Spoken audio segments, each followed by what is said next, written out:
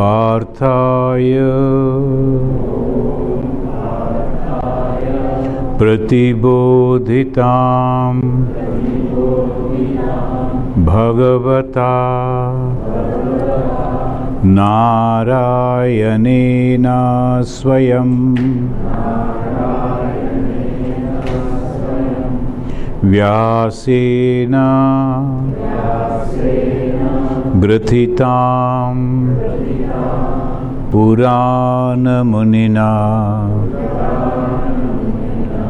Madhye Mahabharatam Advaita Amrita Varshinim Bhagavatim Ashtadashadhyayinim Ambatvam Anusandadami Bhagavad Gita Bhavadeshinim Vasudeva Sutam Devam Kamsa Charnu Ramardanam Devaki Paramanandam Krishnam Bande Jagadgurum.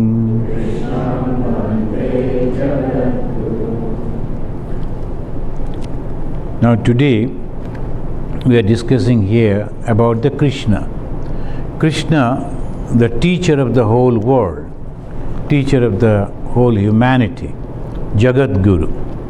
Tomorrow morning I will go to a place where they worship Mahavishnu, and I have to speak over there on the importance of the names of the Mahavishnu. 1,000 names are there, Vishnu Sahasranama.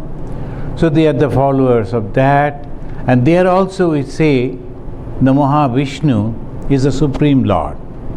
As the Krishna, they are the Vishnu. So this sometimes create problem even among the Hindus. Those who are following the path of the Krishna and those who are following the path of the Vishnu, are they different? And both are recorded in Mahabharata. Bhagavad Gita is recorded in the Mahabharata, and Vishnu Sahasranama also recorded in the Mahabharata. And this is the uniqueness. Ultimately it goes and reaches to the oneness. The one ultimate being, all-pervading, without form, without name. He has become all this. So Hinduism all the time try to take us to the ultimate, where there is no form, no name, only consciousness, the conscious being. And then again come down to hold our hand in the plane where he can understand. So that thing that we can understand, that is name and form. Our mind is fixed in such a way, it can understand only name and form. So beyond the name and form, we cannot understand anything. There must be something which has a form. In the moment there is a form, there is a name. But the philosophical problem comes, if there is a form, that means it is limited. And anything which is limited is going to be destroyed someday. So we cannot accept that. Unlimited. The moment it is unlimited, it cannot have form. So in this too, it always goes. In the life of Bhagavan Sri Ramakrishna, if you have noticed, those who have read, the Sri Ramakrishna, he always used to go to some type of trance where his body, even the doctors came, they examined, at that moment there was no sign of life. So this is very peculiar. how a man is surviving without breathing. Even the doctors, that one scientist was there, he touched his eyeball with a finger and no blinking. After some time again he is coming back. So it was a living demonstration that there is something which is the pure consciousness that can be reached through this body and mind. But the body has nothing to do though, only mind. And that is the reason we are reading this scripture. Why this scripture? Scripture is helping us to understand the true path and the true goal. So that is why we are reading. Here, today, from 5th to 15th that we will study, and the chapter is 8. And in this chapter, Akshara Brahma Yoga. It says Akshara. We know this Sanskrit word, again and again it has come. Those who are regularly attending these classes, you know, that which is not changing at all, it's remaining as it is all through, is Akshara. And then it has been termed as Brahma. Vistareti Brahma, the where everything, everywhere, all pervading, that is Brahma. Brihat, that's why it is Brahman. How Brihat? We cannot understand. We cannot measure. The moment we can measure it, it becomes limited. Unmeasurable. And so big, so vast, all pervading. That's why its name is Brahma. In Sanskrit word Brahman means this. You know, in Sanskrit, any name they give, it has a meaning. Always, every time. Without the meaning, there cannot be any name. So whenever they find something, immediately they will give the name. And sometimes some confusion comes because of the old way. In the Vedic Yuga, particularly the Rig Veda, they used to call the clouds as Gavi, the Gaba. Gaba means the cows. As because the clouds are giving the rain, so they compared it is just like the cows which is giving us the milk. So even the clouds sometimes called as Gaba, the cows. And sometimes the European translators, without understanding that, if they translate that the cow is flying and then afterwards they will have a good laugh, is it completely wrong understanding?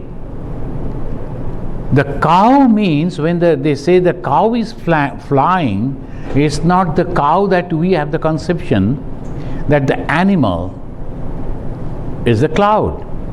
So we have to understand that also. To understand this, we have to go in this way slowly. It says, Antakale cha mameva smarana mukta kalevaram yaprayati sa madbhavam yati nastatra shamshayah. Let us chant this mantra. Antakale cha mameva smaran muktva kalevaran yah prayati samadbhavam yati nastatra samshayah. Here you see samshaya. One is the sa pronounced when the tongue, the tip of the tongue is touching the teeth. And then you are pronouncing sa, sam, then the sha. It goes fold, the tongue is folding and touching the other part of the mouth, it's called sha. The samshaya. This is the way the pronunciation goes in the Sanskrit. Samshayaha. Samshaya means doubt. There can never be a doubt. About what? About the person, antakale, at the time of his death. Anta means the end of his life. The one who is remembering me, who is mamiva smaran, he is remembering me, muktva kalevaram. Kalevara means the body. One who is getting liberated or leaving the body, at that moment remembering me, the God, Supreme God, he gets my bhava.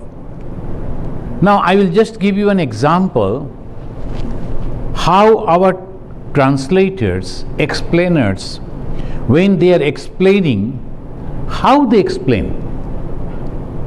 Just to give you an idea, madbhava.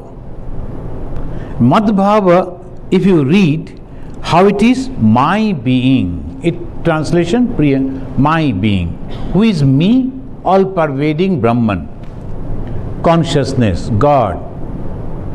Now Shankara, being a Advaitin, he is the propounder of the Advaita Vedanta. He is translating this particular word as moksha. Madbhava means moksha. And what is the moksha? Liberation. What is the liberation? Going beyond the limitation, and the limitation is again name and form. The name and form is the limitation.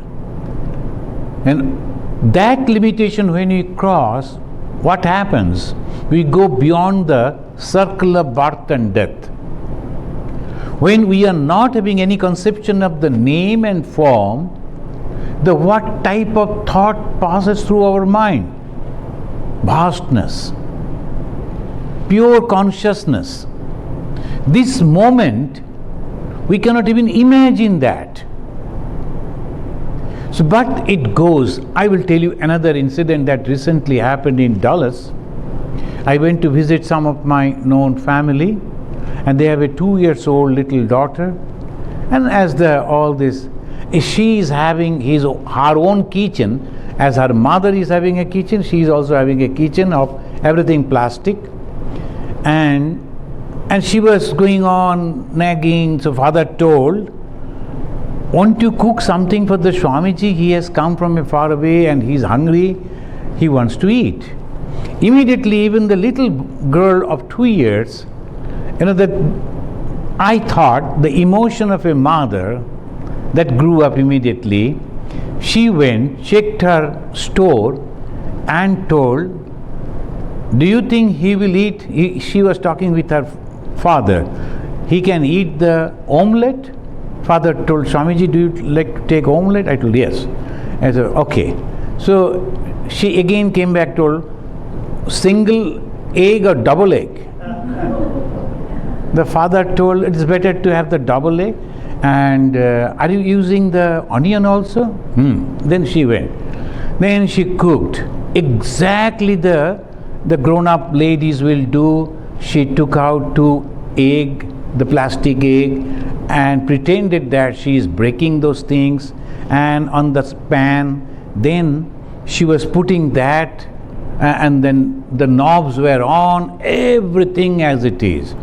Not only that, she took that when it was cooked. When it is cooking, she was waiting on a chair and sitting on the chair and so waiting. And then when she is bringing it on a plate and a spoon, she brought it and gave it to me. All through, she was trying to make it cool, if she was going on doing on the plate.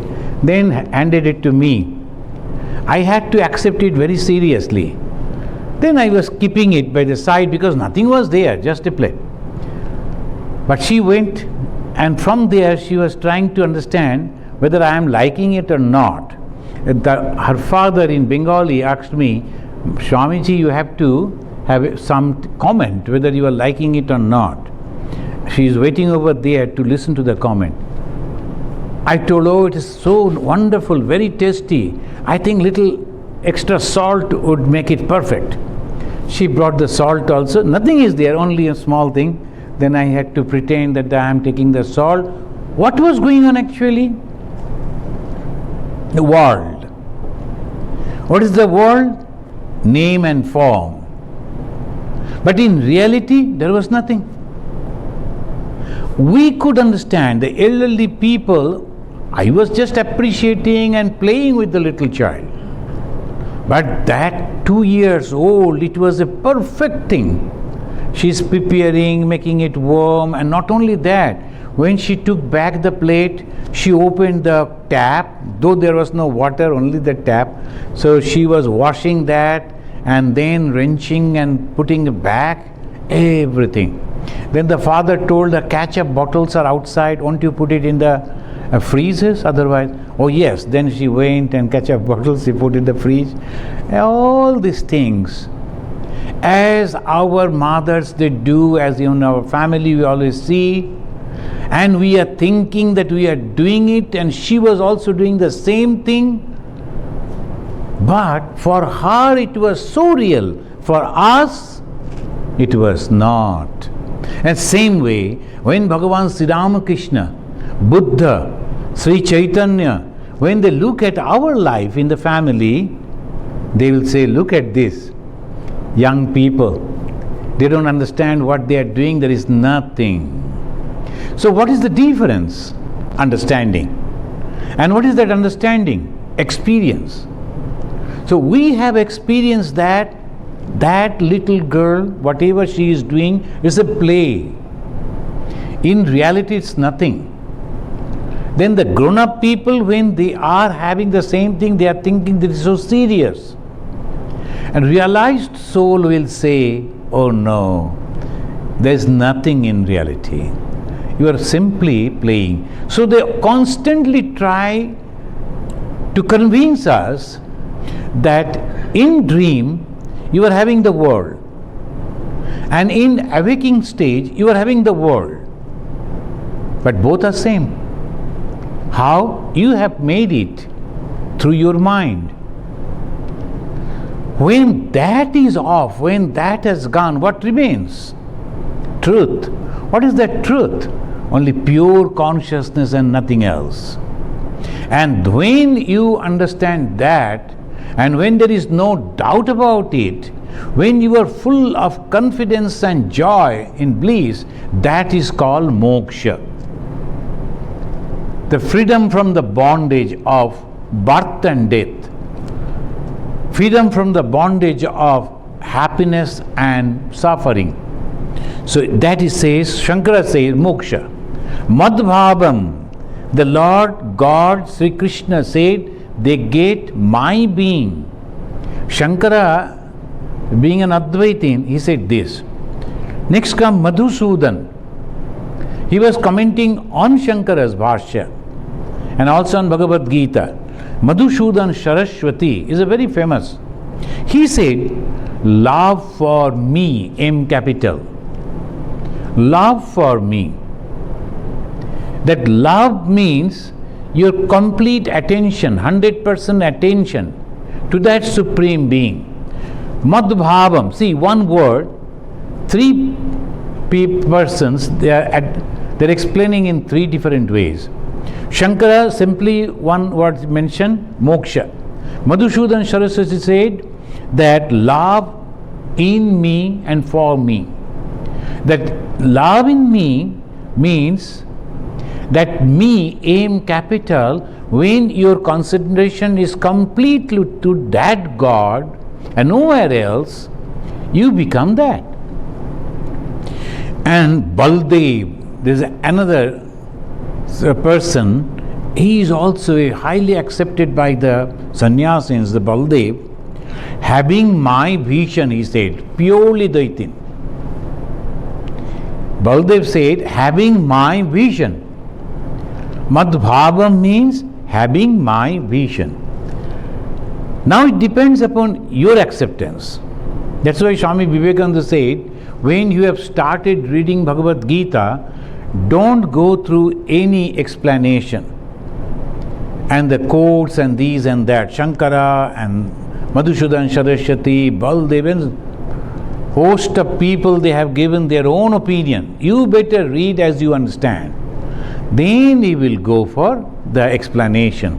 So we are actually going, not taking the words of these people. The simple understanding is this: Madhbhava means the true condition of God, which is beyond name and form, which is beyond any condition. So whatever it may be, this moment you may not understand. So antakali cha mameva smaran muktva kalevaram, when a person just before death is remembering me the God who is all pervading, all powerful, he comes to me. Then what happens? He becomes me. When a drop of water falls on the ocean, where it goes? The drop, it becomes ocean. Similarly, now it goes to the 6th verse. Yam yam vapi smaran bhavam tyajatyante kalevaram tam tame vaiti kaunteya sada tadbhava bhavita.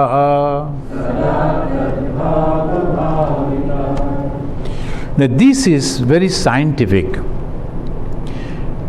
Now everyone cannot go to the same goal. Each and every one is having his own idea. And the idea comes from his experience.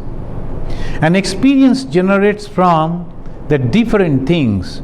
When we see, when we hear, when we learn, so many, all the panchendriyas, all the gyanendriyas that goes out and collect the information, then we can understand. And similarly, yam yam vapi smaran bhavam tajatyante kalevaram. This, they say, remembering whatever object. Now in the 5th verse, it says, me, the God. And if you remember that at the time of your death, exactly at the moment of your death, before you are leaving the body, if your mind is thinking about me, the God, then you will get me. That's why people, they take initiation, because that gives a boost up, a way. People go on repeating the name of God. They take the mantra diksha from the guru, and as because a tradition has been developed that you must respect your guru. Wherever you see the guru, you must go and touch his feet. And whatever the guru says, you must obey. Why? Because then the mind is disciplined. Even the children don't like to listen to the parents. When they grow up, they don't like to listen. They don't like to listen to the teachers. Apart from the classrooms, they don't like to listen to the teachers. And that's why in Hinduism, they have developed a system that's called guru. And who is this guru? One who is removing your ignorance. Ignorance about the wrong conception of spiritual knowledge. Ignorance is the wrong conception of spiritual knowledge. And what is that truth? You are God yourself. So the guru will say, you will understand this truth, go on repeating. So this is the way they go on. Then what happens? You will see those who have taken the initiation, if you go on practicing taking the name of God, after some time, after some years maybe, when you are going to sleep, even you are not aware, but your mind will go and repeating that name of God. And the moment you are getting up from the sleep, your mind will remind you that. You cannot think anything else. So the wonderful condition, the mind, and that will help you. Why? Because the name of God and God are same. That's why Bhagavan Sri Ramakrishna himself said, Nam, Nami, Ek. Nam is the name. Nami, the person connected with that, are same. So when you are repeating the name of that God, automatically you are repeating that name and God are becoming same. So even though unconsciously you are doing it, that will bring the effect. So that's why they say, now if you are thinking about an object, what will happen? There is a story in the Bhagavata. In the Bhagavata, they will always, in the Puranas, they will explain the truth through stories. The one king, he was very fond of his wife. And when he was dying, he was constantly thinking of his wife. You know what happened? Next life, he became a beautiful lady in that family. Instead of receiving the wife afterwards in the next life, he herself became a lady. Why? Because object. What was the object? A lady. It is not the wife. It is an object. What is that object? Is a lady.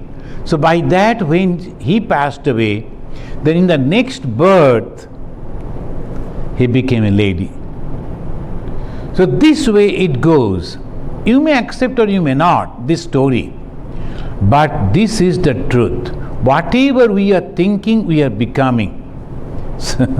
They say there is a dog was bitten by his master, and then the monk was going, a very learned person. The dog went and complained to him, see, this person is beating me and I am in pain. Then the monk noticed, when you are practicing meditation, you get some spiritual power, you can understand what the truth about this, as Bhagavan Sri Ramakrishna, he has said in many cases. So when he noticed that this dog was a monk in the past life, then he said, my God, you were a monk and you were so good. What happened to you? He said, I became very egoistic because people started accepting me, loving me, appreciating me. That gave me so much of ego. So I started treating people like they are dogs. I never gave them any respect. So now I am happy. So when he was dying, he was thinking, because the hatred, so much of hatred in his mind, he was constantly thinking about the other people and comparing them as the street dogs. The poor man, when he passed away, he became a street dog. And now he was getting the beating and all that.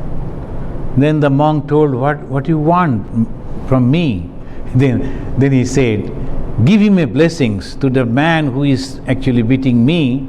Give him a blessings that let him also become a monk, and very famous monk, so that he will also be egoistic and ultimately he will become a dog, and then through this experience he will pass. This is a story. So one must be very, very conscious. When someone is becoming very famous in the society, they must be very, very cautious that I should not behave wrongly with anyone. The yam vapi smarana bhavam, and whatever way you are thinking, the object that you are thinking, when you are dying, when you are giving up the kalebara, the body, you go to that particular thing. The constant thought of that object, he goes to that object. Now what is the difference between the 5th verse and the 6th verse? 5th verse he said, if you think about me before death, you realize me. And the 6th verse he says, okay, if you can't, whatever object you will think, he didn't say that me the object. No, you have to understand this. God cannot be the object, he is always subject. He is a Shakshi Sharupa, he is constantly the witness. This thing that I am seeing, it is an object. This light I am seeing, it is an object. But God cannot be realized by the object as an object. No. Though we say, I have to go and get God, as if somewhere He is there, we will go and get it. No, it is not an object. It is always a subject.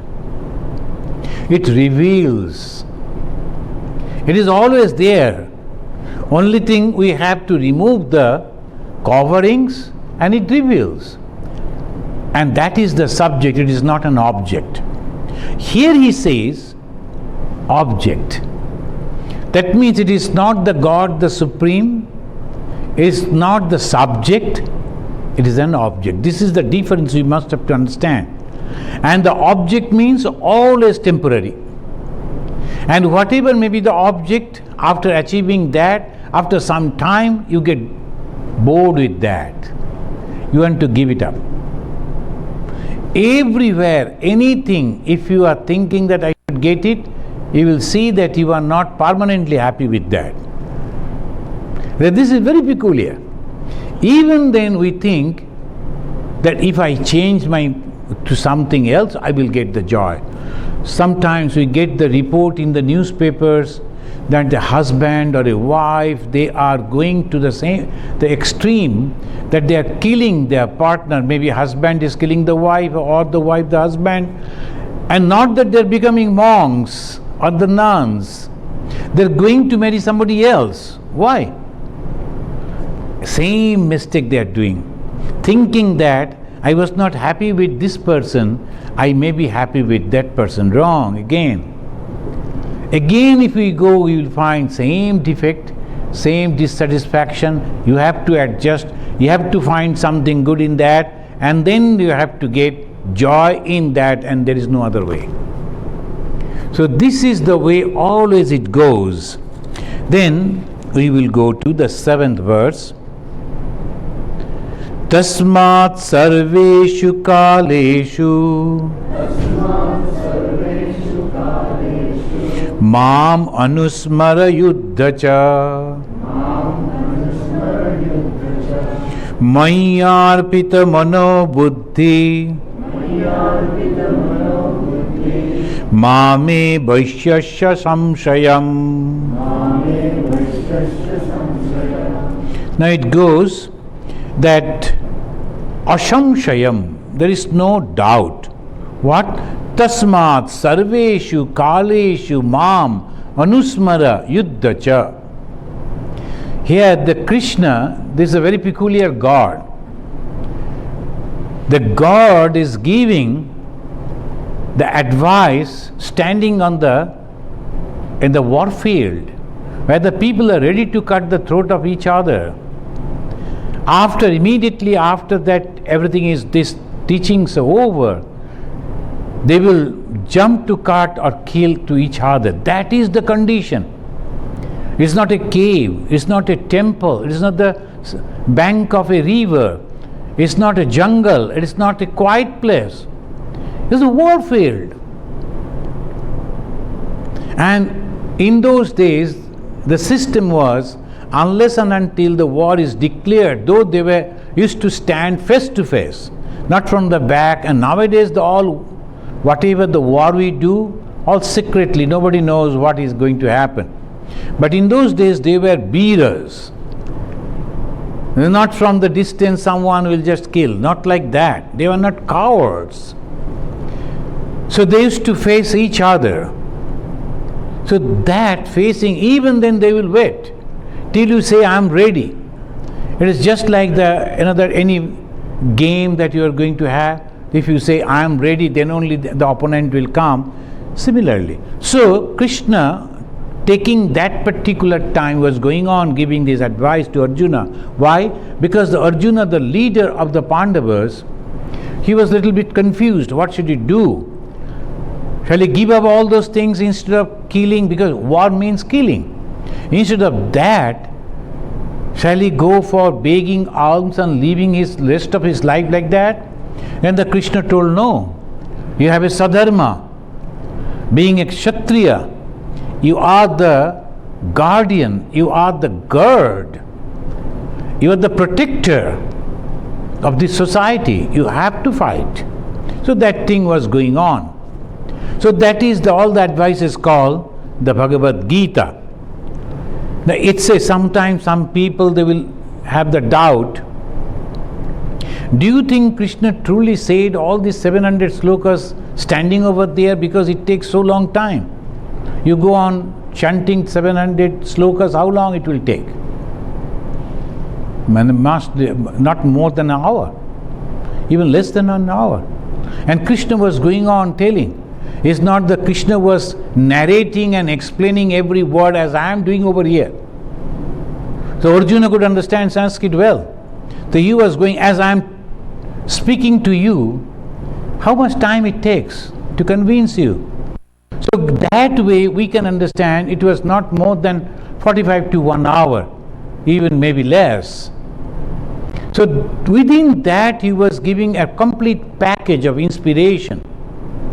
So that we are now having, trying to understand, and slowly it says that tasmat sarveshu kaleshu mamanusmara yuddhacha. You must remember me and then plunge into your work. That is the best advice of the Bhagavad Gita. Mam anusmara yuddhacha. When you are remembering the God, you are not attached to the work that you are performing.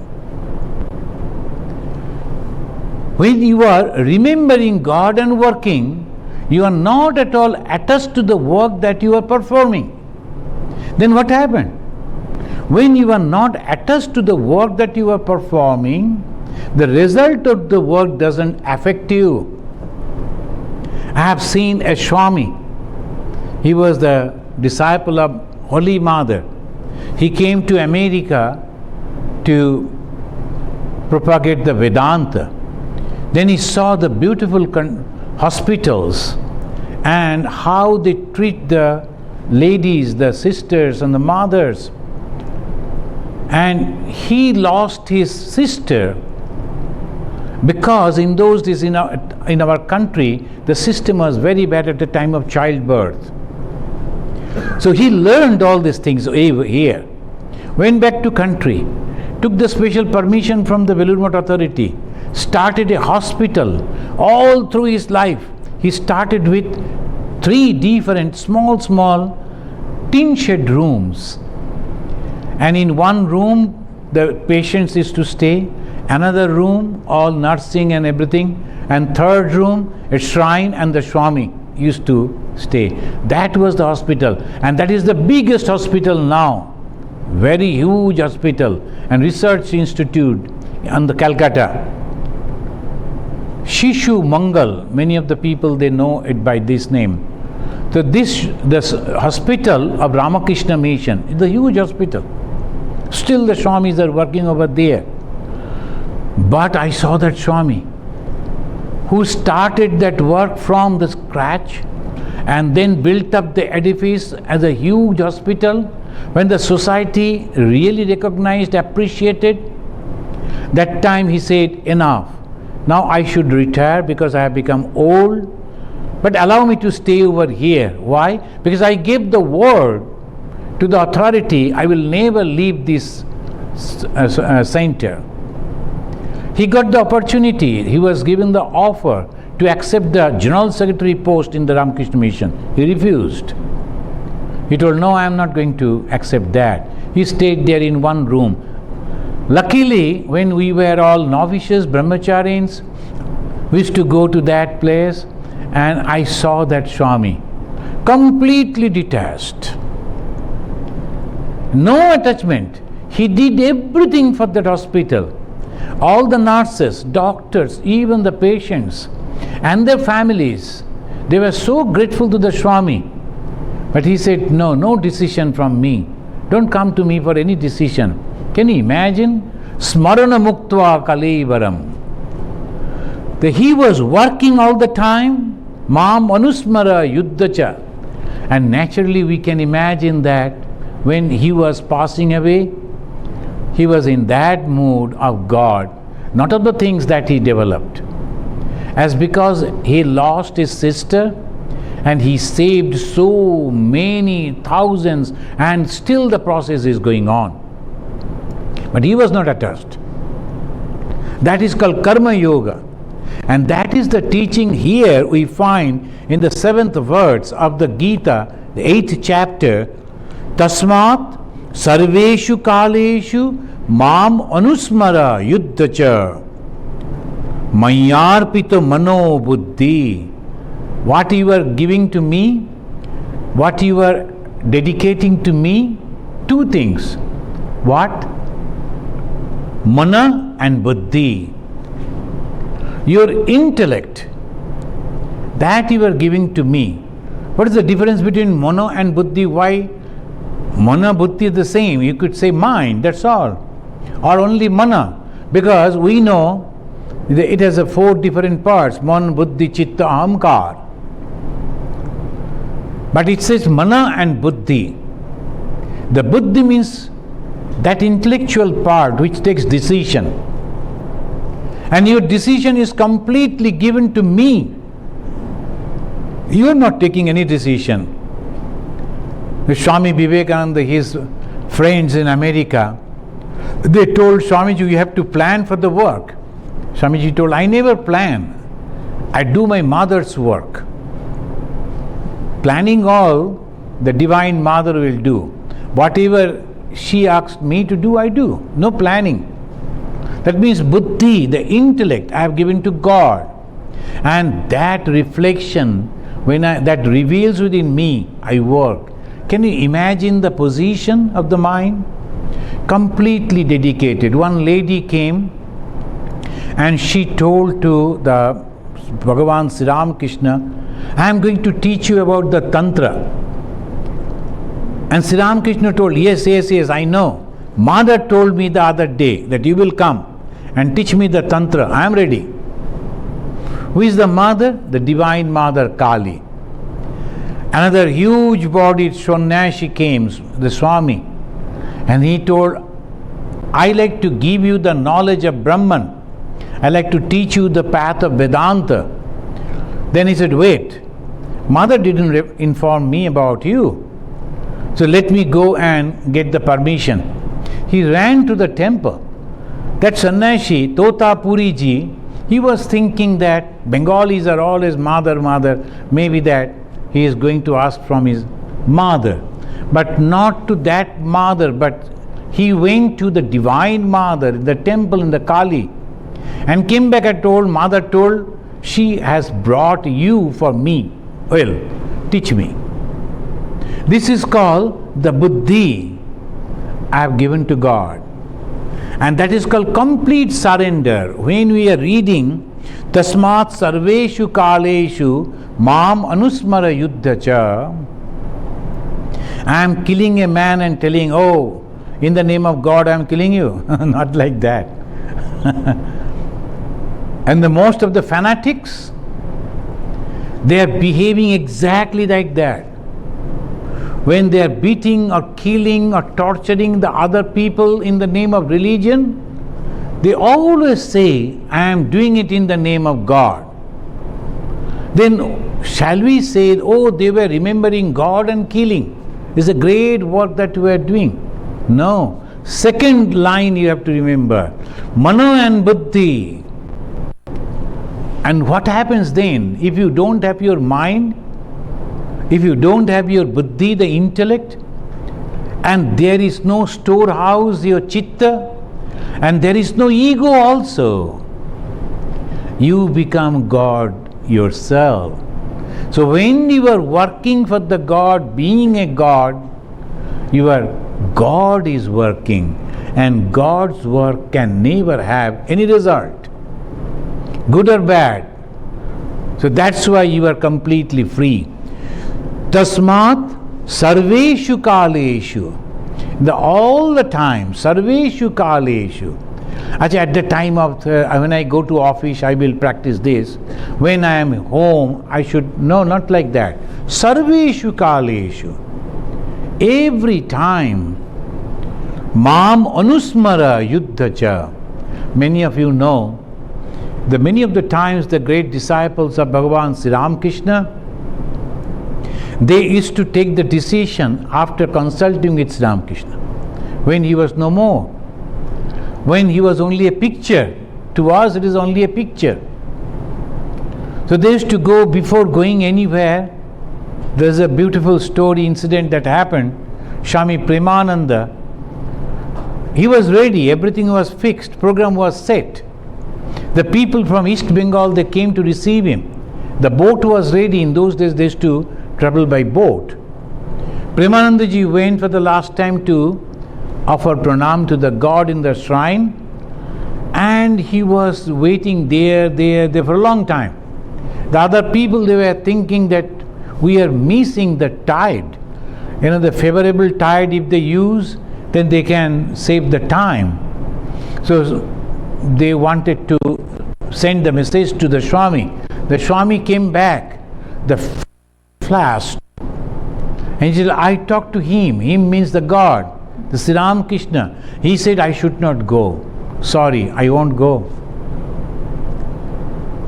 So this is every moment, every step when we are doing, can we offer it like this? And that is the way that here the God is teaching us on the 7th verse is so important.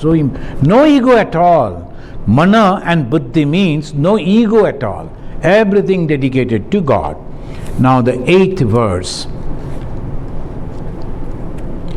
Abhyasa yoga yuktena cetasa nanya-gamina paramam purusham divyam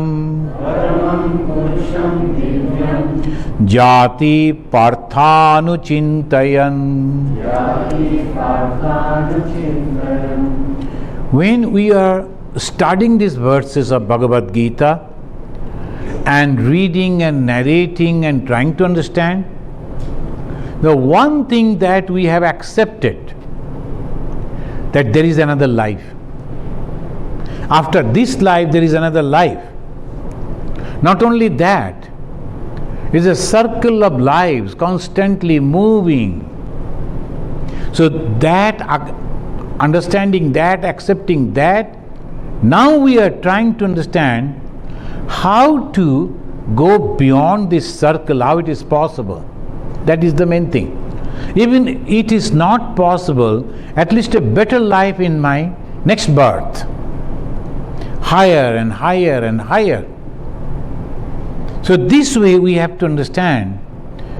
Now if you look at this world, you see that many of your friends and relatives and known people, maybe unknown people also, when you are reading about the people in different countries, how much suffering, how much torture they are bearing. Some people, they are throwing their children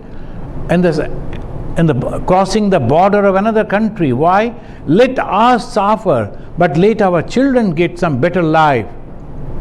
The parents and their blood, still that they are throwing them, pushing them somehow to send them over here in a better condition, in a developed country. Why? Because the condition, the place they are living are very bad. So naturally the parents, they want to have that. At least the children should live in a better condition. We see that. And look at our family, our children. The people who are living over here, having everything. Do you understand that? Why it is? We could be that. When my father is throwing me like a ball to cross the other side of the, and in the east and west Germany, we knew how many people they died just by trying to cross that one wall, the burning wall. So naturally, so this is the condition. Now if you close your eyes and think, what did I do that I am not suffering? he will understand last birth you must have done something good. And second, you have come to an atmosphere where you are trying to understand Vedanta, the best philosophy, the best teaching of the best minds of the world, the realized souls. And third, what should be your future action? Even if I cannot go beyond the circle of the birth and death and good and bad, at least I should try to be in a better condition in my next life so that I can travel from there. We will, in the Bhagavad Gita itself, we listen from the God Sri Krishna. Once they are trying, Salpam opi dharmascha trayate mahato bhayat. We will come to that. Even the little dharma that you are practicing, that will give you a lot of boost. And you will born in a better condition, in a good family, so that you can again take up your journey.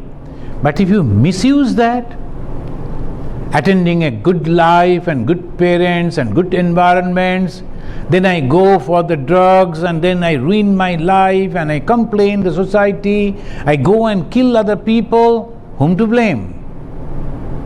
Again, my finger will come on so kapalam, kapalam, kapalam. In Sanskrit they used to say, oh, this is me only. So this is we have to, why you are studying the scripture? To understand this truth. We are in a very better condition. Now we have to give a hard push, controlling our senses and mind. No, we cannot waste our time. We have to go to the goal. So he says over here, how it is possible? Abhyasa. Practice, practice, practice. Abhyasa yoga yuktena chetasa nanyagamina na anyagamina. Chetasa means your intellect, your decision, your thought process should not go anywhere else than this. It must be one-pointed. Chetasa na anyagamina. Going over here, going over there. There's sometimes some people, and majority of the people, they like to follow others. And here we find in the Europe and America, most of the people, oh, I was practicing Sufism for last 6 years, and now I am in Buddhism, and after that I find the Vedanta is a nice way. Can I try these? And why not? Because you are going on trying so many, come here also. So he is going on here and there and there. Nothing wrong, but no chance of reaching to the goal. You have to stick to one. Understand that properly. And understanding only very simple. This world is temporary. And that God or the Supreme Being, the all-pervading consciousness is the only permanent thing. This is understanding and nothing else. Now whether I will go through Buddhism or Sufism or Hinduism, it doesn't matter. All isms are same. But are you ready to follow one? And I go climbing after some time, then I come back down. So there is a 5-story building. I am following the staircase. After reaching the 3rd floor, I told, no, why should I go there? I must go with the elevator. I come back down. Again, I go with the elevator. After reaching the 3rd floor, oh no, there is another way to go. That may be beautiful. Let me go by that. I come back. What is happening? Going to the 3rd, coming back to the 0. Going to the 3rd, coming back to the 0. Then there is a one type of, I don't know the name of that. There's a one type of chair, if you sit, that will take you, because some of the people who cannot climb, they will say, so you sit on that chair and then going over there. After 3rd, again you are changing your course. What happens? You will go up to that. You can never reach on the top. At that exactly. So he says over here, Abhyasa yoga yuktena, the two words he has used. One is the constant practice, practice and practice, and yoga yuktena means unified with the idea. What is that idea? This world with all this thing is temporary. And I must have to go to the permanent with its consciousness. I don't know exactly what is that, but I must go. That's why just before the initiation, the devotees should pray, "Oh God, I do not know what you are, but you know about me, because you are the all-knower. You are residing within my heart. So please hold my hand." That is the prayer. I do not know you, but you know me.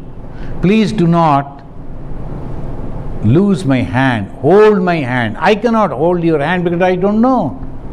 So this is a unique way of praying. I don't know you, but you know me. So please help me. And that is called yoga yukta. Every day, every moment, you have to go on telling, I have the faith in the words of the rishis. I have the faith in the words of the great mind like Sri Krishna, Vedabhyasa, Sri Ramakrishna, Vivekananda, Shankaracharya, and host of these spiritual giants. I have the faith in their words, but I don't have any realization. So hence I am trying to go on. Please hold my hand. And that is called yoga yukta. Otherwise, how we will be united with God? Abhyasa yoga yuktena chetasa nanyagamina. And your thought should not go anywhere except these. Paramam purusham divyam yati parthanu chintayan. Then you go to that. Whether we have chanted this? We have already chanted? Let us chant once again. Abhyasa yoga yuktena chetasa nanyagamina paramam purusham divyam yati parthanu chintayan. And this 2-3 words, see, paramam, highest. Paramam means highest. Purusham divyam. Now these 2 words. Divyam means divine. And what is this Purusha? So the some of the one lady, she was in UNESCO representing India.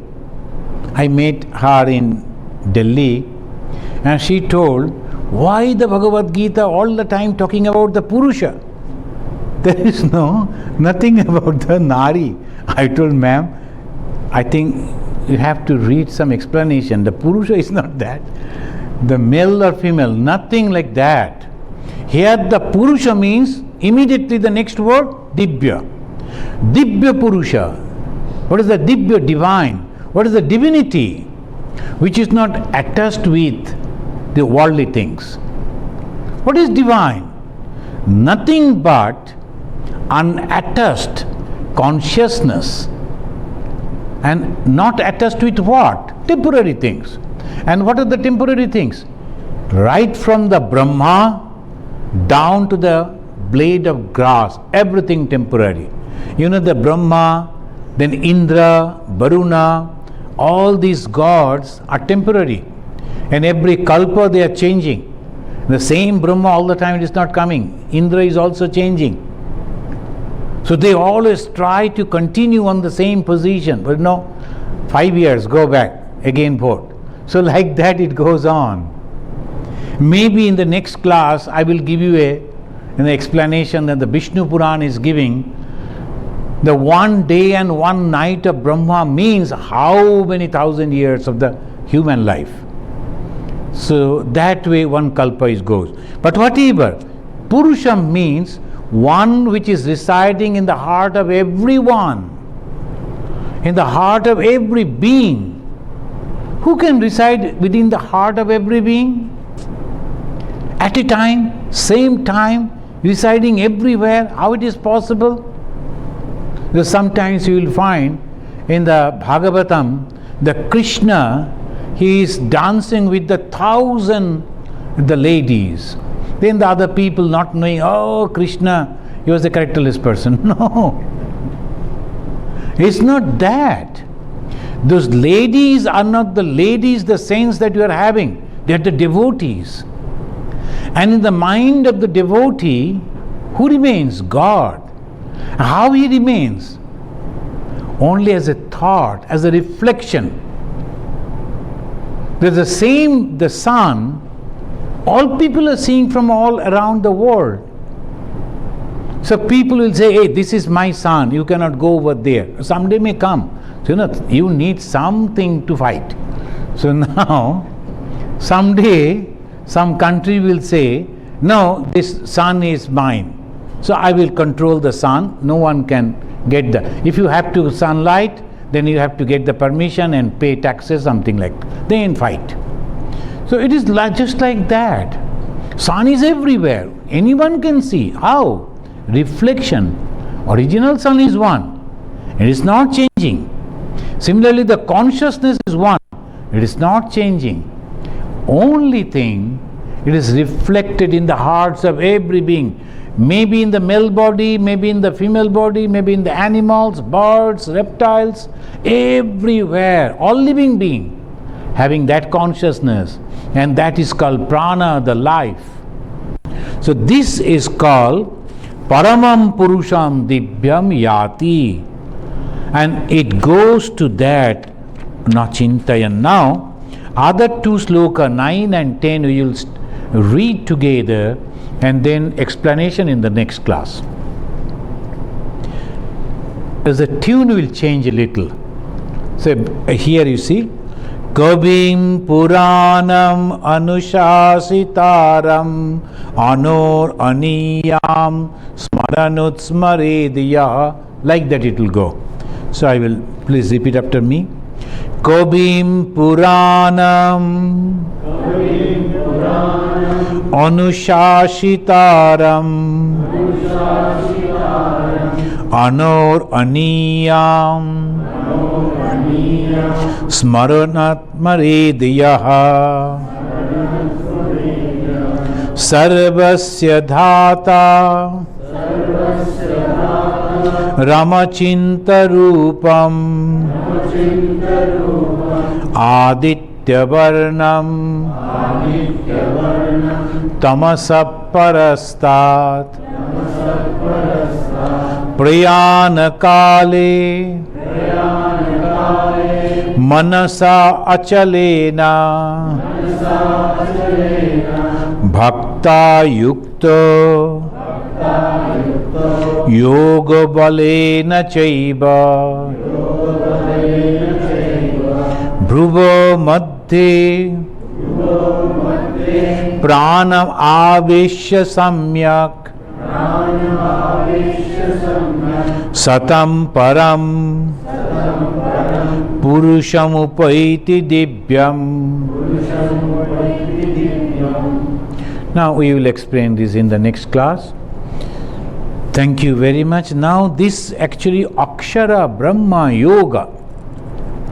Akshara, which never changes, it is eternal. Brahma, all-pervading consciousness. Now we are, yoga means going to be unified with that. How it is possible? Because I am not separate than that. If the fire and the water, they try to come together, can they? Cannot. Because they are completely two different things. The properties of the water and the property of the fire are different. When we always talk about the unification, the God and the human being, that means there must be something common. So we can mix together, otherwise it is not possible. So how it is possible? Because I am part and parcel of that being. And what is that being? All pervading consciousness. I am also consciousness. But I do not know that. When the ignorance of that will break, immediately I will know about it. So there are so many stories, they constantly go on. The stories means to explain this thing, that you are making a mistake. What is that mistake? That you are thinking that you are limited, but in reality you are not. So it goes on telling in a different way all the scriptures again and again. So Prasnopanishad, Mundakopanishad, Chandakopanishad, all are supporting the rebirth theory. So what is important in it? Because when one is realizing or explaining or analyzing or discovering something, if it is not tallying with others, that cannot be the truth. If someone comes and says, "Oh, I have seen the light over here," that must tally with others' experiences too. If not, it's a wrong knowledge. That's why they said, what is that God? Ananda Sarupa is the embodiment of joy, the bliss. There is no sorrow at all. So when someone says that I have realized God, but I am suffering, no, wrong. Some mistake is there. It can never be. So when you realize God, immediately the duality goes away and you realize only one. And when you realize one, how can you be enemy of others? So when someone says, I have realized God and I am going to fight with that man, something wrong. So these are the things are always there. You have to prove. Whoever realized God truly, they became the lover of the humanity, lover of all beings. Whoever realized God truly, they became completely separated from these worldly things, name, form, power. It can never go together. I want to grab this land, I want to rule this country, but at the same time I am a religious man. No. So this is the yardstick. You may claim, but I am not going to accept. Why? It is not tallied or tasted with others. So Chandogya Upanishad, Mandukya Upanishad, all they say the same thing. There is another birth, another life. Be careful. So Bhagavan Sri Ramakrishna came and told, this human birth is precious. Very recently he came and told. Same thing was told by the Shankara. And same thing was told by long, thousands and thousands years before by the rishis. The same thing. And after the realization, Bhagavan Sri Ramakrishna is telling, the human birth is very precious, don't waste it. And how can you make proper use of this birth? By taking the name of God constantly, that's all. Thank you. And next again we will discuss. Yam Brahma Varunendra Rudramaruta Stunnanti Divyaistabai Vedai Sangha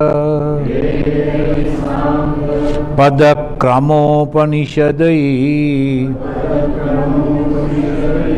Gayanti Yam Samagaha Dhyanavasthita Tadgatena Manasa Pashyanti Yam Yogino Yasyantam Nabidu Sura Asuragana देवाय तस्मै नमः। ओम शांति शांति शांति। हरि ओम।